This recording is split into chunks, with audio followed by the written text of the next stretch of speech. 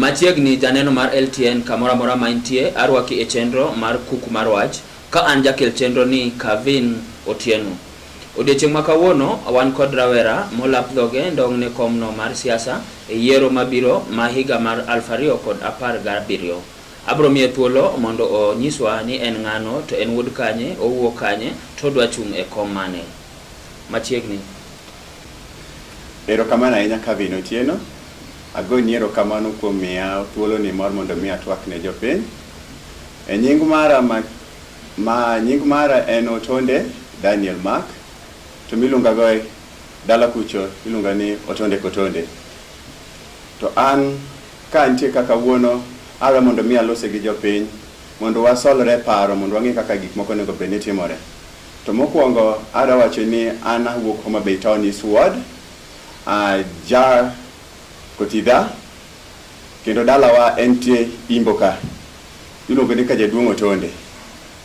Chunya mor kendo abiro hero mar mondo mi watwag gi jopiny ahinya. Otonde Kotonde chunya gombo mondo iler ne jopiny ni to kom mane ba chunyi gombo chung'ie yiero mabiro. Erokamano Kavin. An chunya gombo mondo mi ati ne jopiny, to tich ma atiyo ne jopiny en tich mar county rep. To county rep ni adhi bedo county rep mar Homa Bay Town East Ward. To Kavin daher mar kwaye ni mondo mi wawe wacho ni tinde dho lap dhogo chuer ne telo. Nikech joma lap dhogo osebedo ka chuer ne telo osechwere mochwer matindo kwane kumochope. An adawacho ne jothurwa ni an chunya chuer ne piny. Ng'ama chunye lite makonyo. Joma lap dhogi chuer gin joma tuo kendo gik mok nyal konyo. Erokamano. Aneno kapod in rawera matin, ijahigni adi to ang'o momiyo chunyi ogombo mondo idonje e siasa kapod rawera marom kamani? Kavin, telo inyuolo go dhano. To kosayieri ni jabedo jatelo, ruoth kosayieri ok ditamri. Omiyo an ok dang' awachi ni achunra mondo mi abed jatelo. Ok odhi bedo na mokwongo mar mondo mi achung'. An kata kana somo nyaka nachak somo, primary abede jatelo, secondary abede jatelo, mbalariany bende abede jatelo. Omiyo ka koro sani aneno ka nitiere kama nitie mwanyalo yude kony, and konyruok marwa dhi bedo kobiro through telo. Koro telo madwaro en telo mar oganda. Omiyo kik wane uru sani ni ng'ato ike tin. Iga ok ti. Chuny ma ng'ato nigo emotiyo. Omiyo an daher mar kwayo jothurwa ni wang'ni ok en higa, wang'ni ok en experience, wang'ni ok en anyuola, wang'ni en ji duto mabiro kanyakla mondo mi ji oti, mondo mi wang'i kaka wanyalo konyore wan giwegi. Erokamano. Otonde Kotonde, tinde ka jo siasa biro, jopiny ol gi wach moro ni abro timo nuku yiera.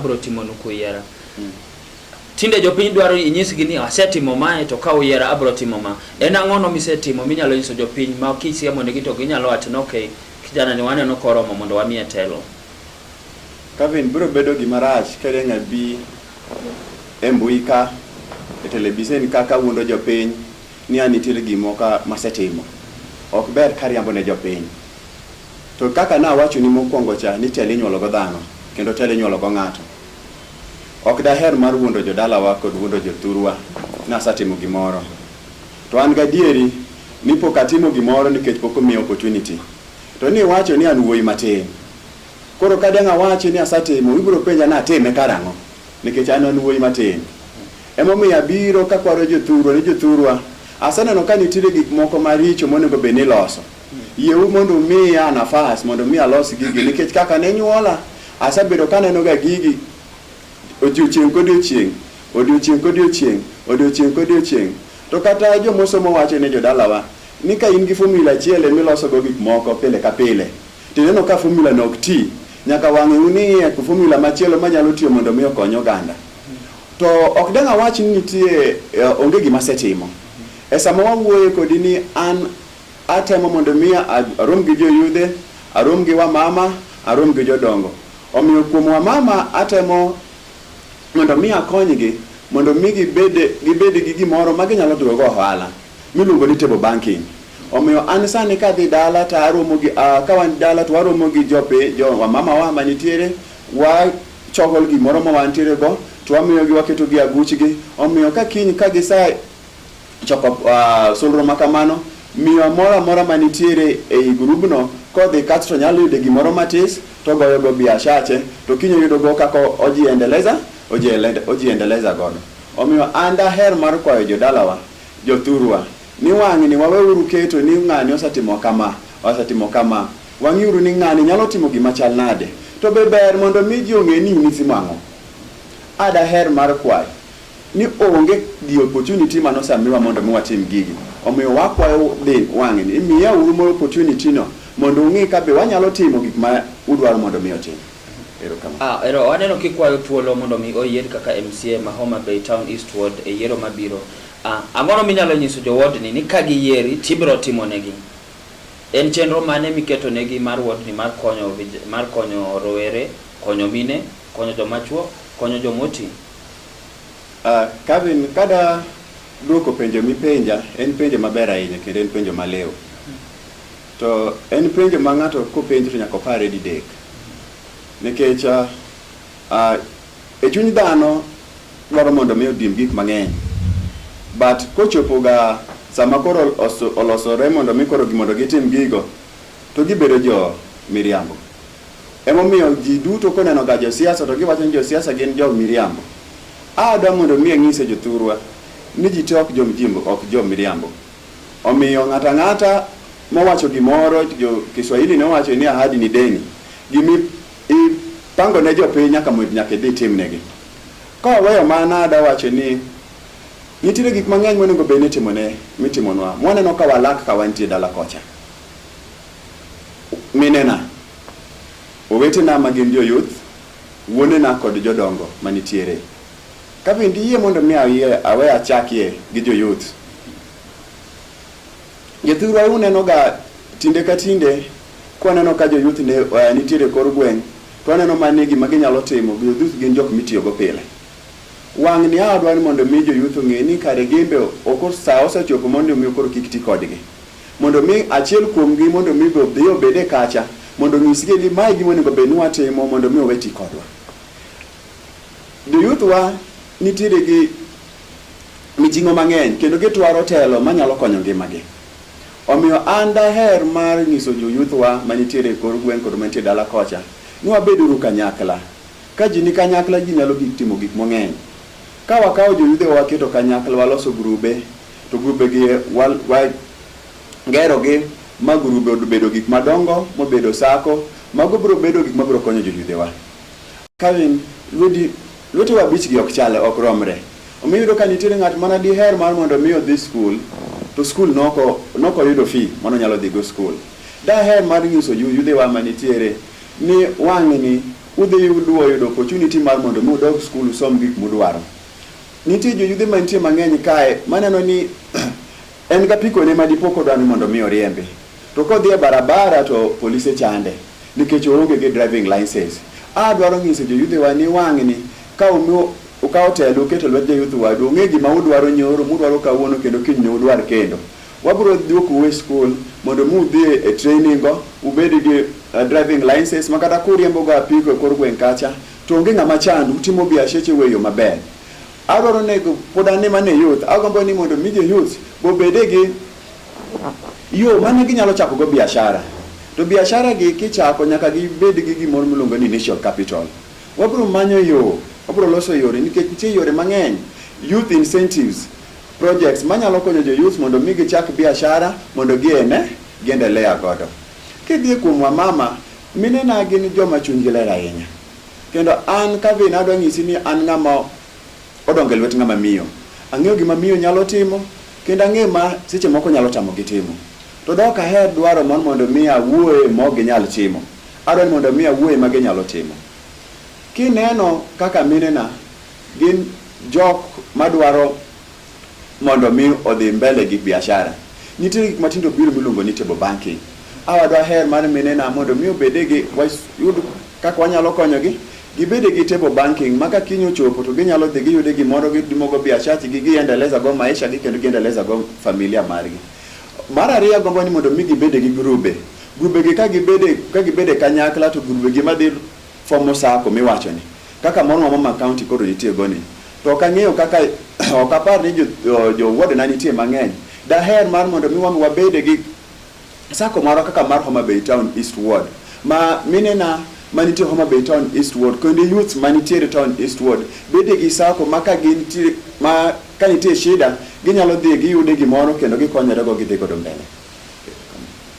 Neno ma LTN kamoro mar mantie kapo ni sani e kiao tipo mari mani en chenro mar kuku mar wach kawendowa en otonde kotonde rawera ma olap dhogen ndong ne komno mar Homa Bay Town East Ward e yiero mabiro mar higa mar 2017. Wadhi e yweyo matin kwa duogo wabro dhi mbele kod twak gi wendowa.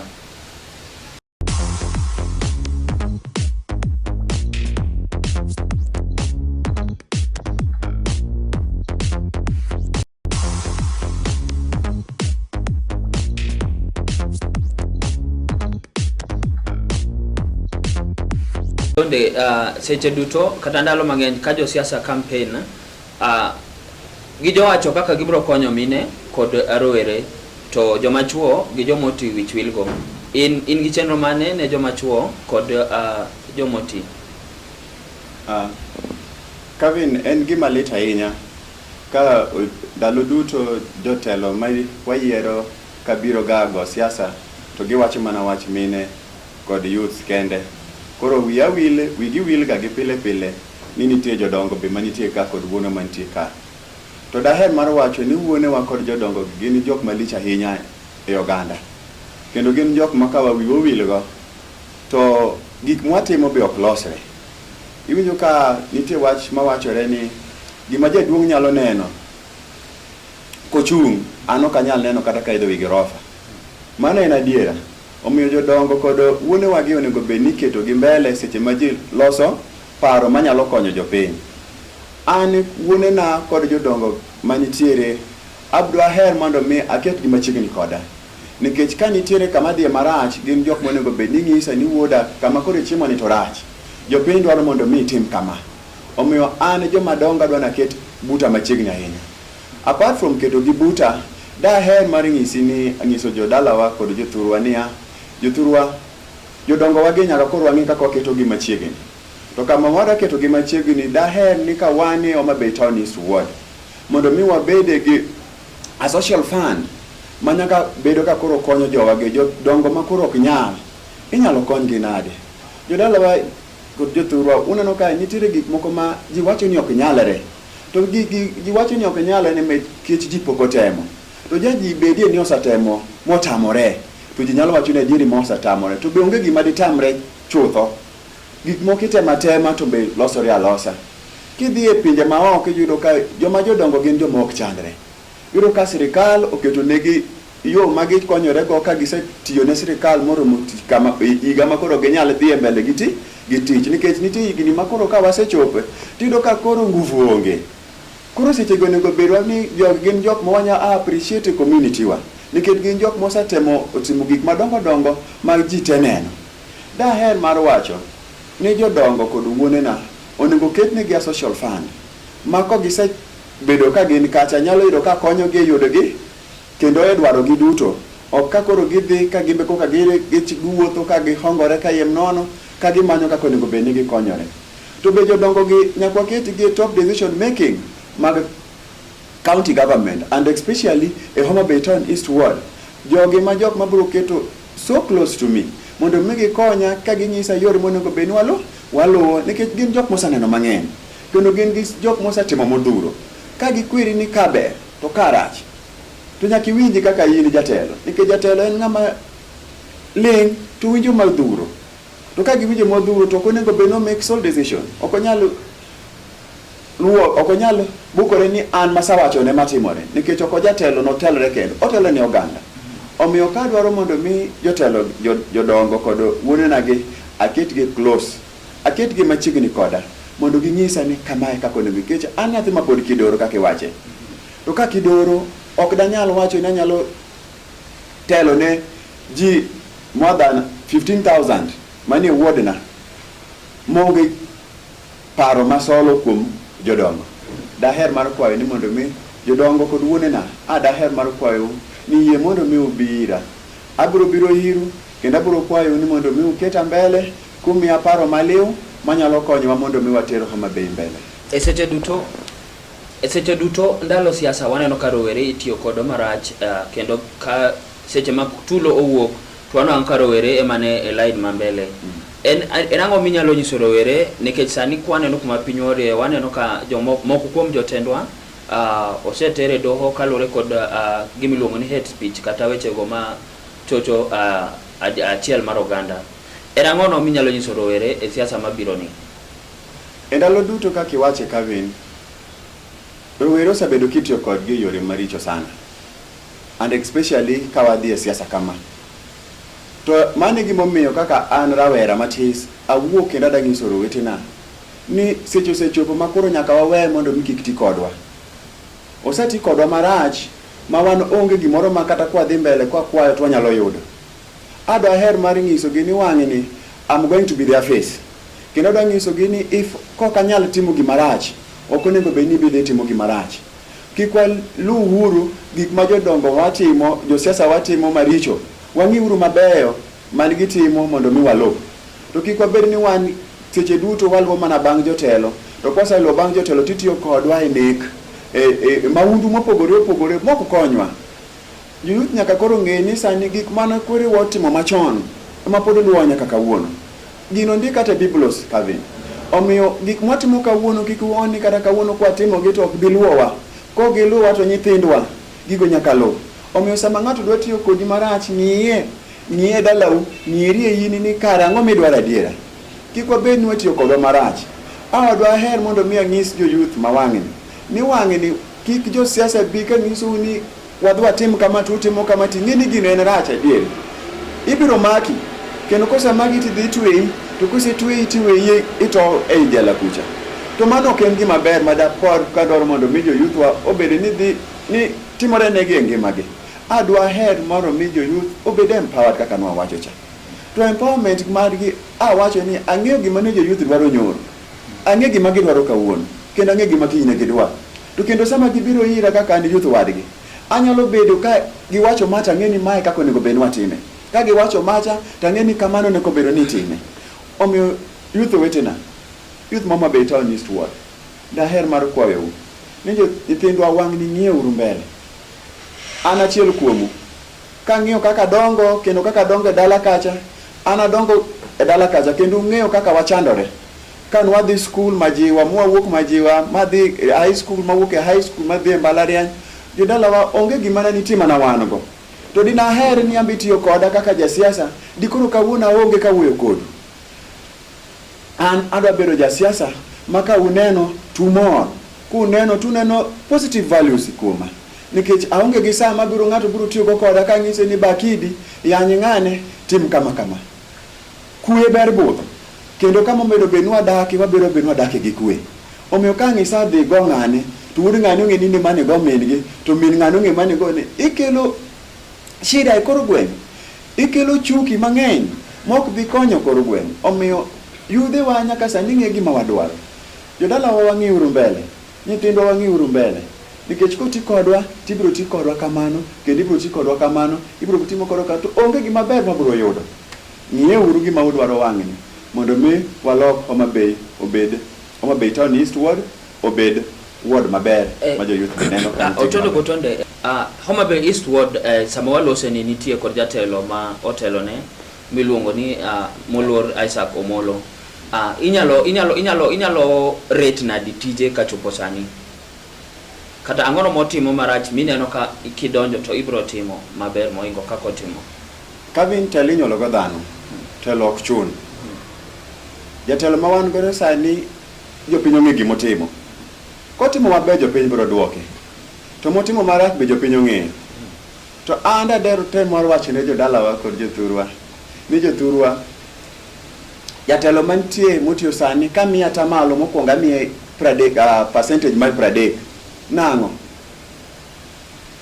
Nitiere pesa mabiro ward mag loso barabara, bursary funds, beke pesa monego beni loso go osiptende kod modhuro ma jopiny ong'eyo monge moko timo. To king'iyo mokwongo Homa Bay Town East Ward, mokwongo mondo Homa Bay Town East Ward wan gi chiro achiel kende maduong'.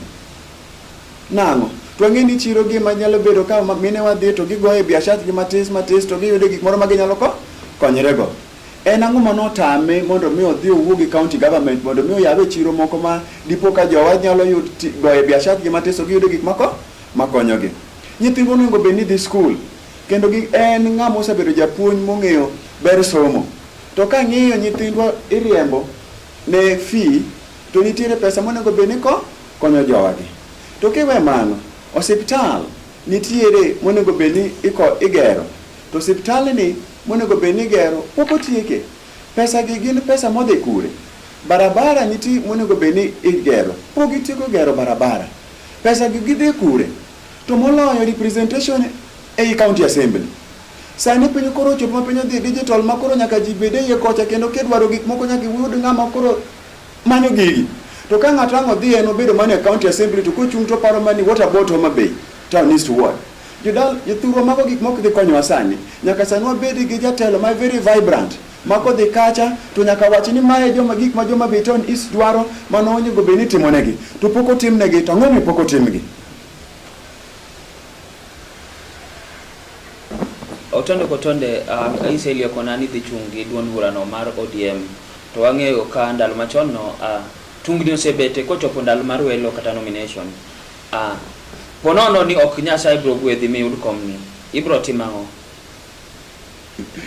Kabe nitiere moko ma duoko tek. To akwe ni yie mondo mi aduoki kama. Ni sami wuok idhi e dawo ing'e ni wuoyi matek moromo dawo. Ok di wuok idhi e dawo. Odo ki wuok idhi e ng'wech ting'e ni dhi ywago. An mokwongo nyinga mokwongo biro miya kura.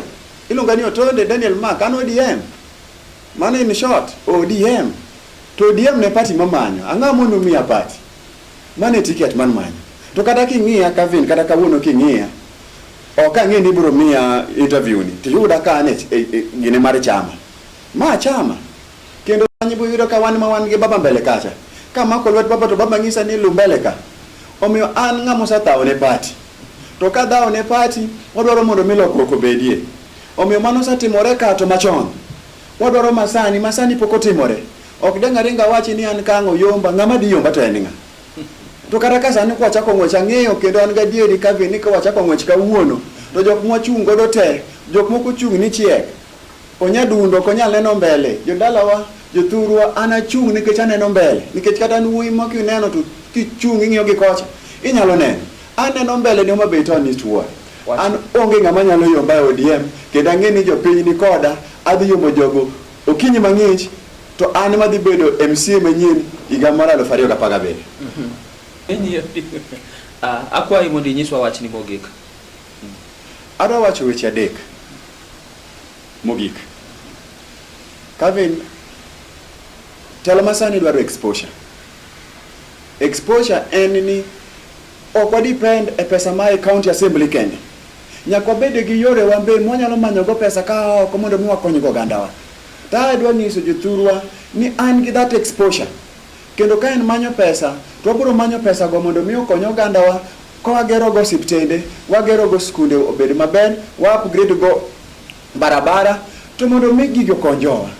To nyithindwa mok dhi school nikech gilak bursaries. Pesa ma e county assembly gin pesa matis. Mok nyal konyo ganda duto. Nyaka yude yore ma yudo go pesa mamoko kwa from other well wishers, from other institutions, from other supportive people manyalo konyo ji.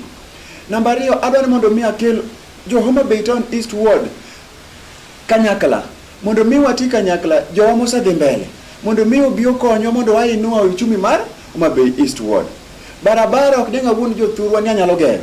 To pa ka dhi e county assembly mwabedo piny ma wacho ni barabara kamayo dwaro gimoro manyalo konyo mine na kendo nyalo konyo wuone na makata ka ng'ato tuo to nyalo konyore.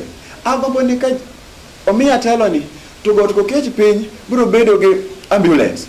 To nyangu malo bedo gi ambulance. Maka ng'ani tie ng'at ma ji nyalo yude e yede mag thieth ward ma nyithindo nyalo dhi skul maonge gimarach motimore. Erokamano Otonde Kotonde, an akwayo ni ng'uono maber Nyasaye mondo telni e yiero mabiro, kendo ka ogwedhi to mondo ibed MCA manyien ya Homa Bay Town East Ward 2017. Ne janeno marwa kamoro amora mantie, adwoko erokamano. Mane en chenro mar Kuku mar Wach, kendo nyaka warom e odiechieng' machielo. An jakel chenro ni Kavin Otieno.